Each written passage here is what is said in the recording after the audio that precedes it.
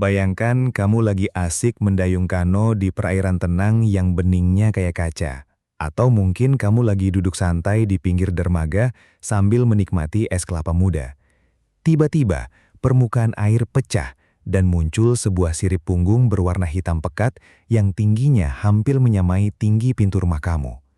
Di saat itu, jantung kamu pasti rasanya mau copot karena kamu pikir itu adalah hiu raksasa yang siap memangsa. Tapi begitu makhluk itu melompat, kamu melihat corak putih di dekat matanya dan tubuh hitam putih yang sangat ikonik. Kamu terpaku dan cuma bisa membatin. Ini beneran Orca. Kok bisa ada di Indonesia?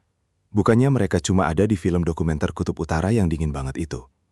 Nah, itulah kejutan besar yang sering banget bikin orang awam melongo. Banyak dari kita yang merasa kalau liburan ke pantai di Indonesia itu paling pol ketemunya sama ikan badut yang lucu, penyu yang kalem, atau kalau beruntung ya ketemu lumba-lumba kecil. Tapi faktanya, Laut Indonesia itu bukan cuma sekedar kolam renang raksasa buat ikan hias. Laut kita adalah jalan tol lintas negara bagi raksasa-raksasa penguasa samudra. Indonesia itu ibarat rest area paling mewah di dunia bagi para paus, termasuk sang predator puncak yang paling cerdas, yaitu Orca atau paus pembunuh. Mungkin kamu bakal bertanya-tanya, bagaimana mungkin hewan yang kita identikan dengan salju dan bongkahan es tiba-tiba muncul di perairan tropis yang panasnya minta ampun ini? Jawabannya ada pada geografi kita yang istimewa. Indonesia berada di jantung segitiga terumbu karang dunia. Kita punya fenomena alam yang namanya arus lintas Indonesia. Ini tuh kayak sungai bawah laut raksasa yang membawa air kaya nutrisi dari Samudra Pasifik ke Samudra Hindia. Arus ini membawa banyak banget makanan, mulai dari plankton sampai ikan-ikan kecil. Di mana ada makanan, di situ pasti ada pemburu. Mari kita bahas dulu si bintang utama kita, Orca. Secara teknis, Orca itu sebenarnya lumba-lumba yang badannya overdosis, alias lumba-lumba terbesar di dunia. Beberapa tahun belakangan, video kemunculan Orca di Indonesia sering banget viral. Pernah ada kejadian di perairan Biak, Papua, terus di Gorontalo, bahkan sampai ke Bali dan Anambas. Mereka nggak cuma lewat 1 atau 2 ekor, tapi seringkali dalam satu kawanan besar, atau disebut pod. Bayangkan satu keluarga besar lagi mudik bareng. Kenapa mereka ke sini? Karena mereka adalah pengelana sejati. Orca itu punya peta navigasi di otaknya yang jauh lebih canggih dari GPS di handphone kamu. Mereka tahu kalau perairan kita itu tempat yang pas buat mencari mangsa, seperti ikan pari, atau bahkan hiu jenis tertentu yang jadi favorit menu makan siang mereka. Tapi jangan salah, bukan cuma orca yang bikin laut kita jadi keramat. Ada sosok lain yang gak kalah menyeramkan sekaligus mengagumkan, yaitu paus sperma atau sperm whale. Kalau kamu pernah baca cerita Moby Dick, nah, itu adalah jenis paus ini. Bedanya, paus sperma yang ada di Indonesia nggak bakal menyerang kapal kamu tanpa alasan. Mereka ini adalah penyelam paling tangguh di muka bumi. Mereka bisa menyelam sampai kedalaman 2000 meter lebih ke tempat yang gelap gulita dan tekanannya bisa meremukan besi, cuma buat berburu cumi-cumi raksasa. Kenapa namanya paus sperma? Karena di kepalanya yang kotak dan besar itu, ada sebuah organ yang berisi cairan putih berminyak yang dulu disangka sperma oleh para pelaut zaman dulu. Padahal, cairan itu gunanya buat membantu mereka mengatur daya apung saat menyelam, dan juga sebagai alat sonar buat mendeteksi mangsa di kegelapan total. Di Indonesia, ada tradisi kuno di Lamalera, Nusa Tenggara Timur, yang sudah berabad-abad hidup berdampingan dengan paus ini. Mereka menghormati laut dan hanya mengambil apa yang mereka butuhkan. Ini adalah bukti kalau hubungan antara orang Indonesia dengan paus itu sudah mendarah daging sejak zaman nenek moyang kita, bukan cuma tren di sosial media belakangan ini saja. Terus, ada lagi yang ukurannya bakal bikin kamu merasa sekecil butiran debu, yaitu paus biru atau blue whale. Ini adalah hewan terbesar yang pernah hidup di bumi, bahkan lebih besar dari dinosaurus paling raksasa sekalipun. Panjangnya bisa mencapai 30 meter. Bayangkan saja, 3 buah bus pariwisata yang dijejerkan jadi satu, itulah ukuran tubuhnya. Lidahnya saja seberat 1 ekor gajah, dan jantungnya sebesar mobil kecil.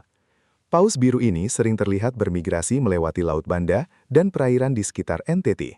Kalau kamu beruntung melihat mereka menyemburkan air dari lubang napasnya, semburannya bisa setinggi gedung lantai 3. Melihat makhluk sebesar ini di alam liar itu rasanya kayak lagi melihat keajaiban Tuhan secara langsung. Kamu bakal merasa kecil banget, dan semua masalah kamu di kantor atau di sekolah rasanya jadi nggak ada apa-apanya dibanding kemegahan makhluk ini. Lalu ada paus bungkuk atau humpback whale. Kalau paus yang satu ini adalah tipe paus yang paling ekspresif dan suka pamer.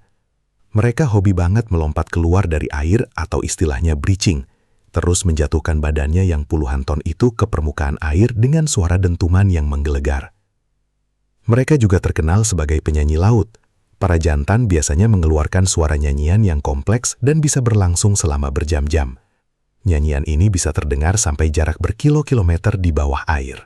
Di Indonesia, mereka sering mampir saat sedang menempuh perjalanan ribuan kilometer dari belahan bumi selatan menuju perairan yang lebih hangat. Kita juga punya paus Braidey yang bentuknya lebih langsing dan gerakannya sangat lincah. Mereka sering banget dikira lumba-lumba kalau dilihat dari jauh, karena gerakannya yang cepat saat berburu kawanan ikan kecil. Mereka ini penghuni tetap atau residen di perairan tropis. Jadi mereka nggak perlu capek-capek migrasi ke kutub. Sering banget nelayan di sekitar Teluk Tomini atau perairan Bali melihat mereka lagi asyik makan bareng burung-burung laut yang berebut ikan di permukaan. Dampak dari banyaknya jenis paus di Indonesia ini sebenarnya luar biasa penting buat ekosistem kita. Paus itu ibaratnya petani di laut. Kotoran paus itu kaya akan zat besi dan nutrisi yang bisa menumbuhkan fitoplankton.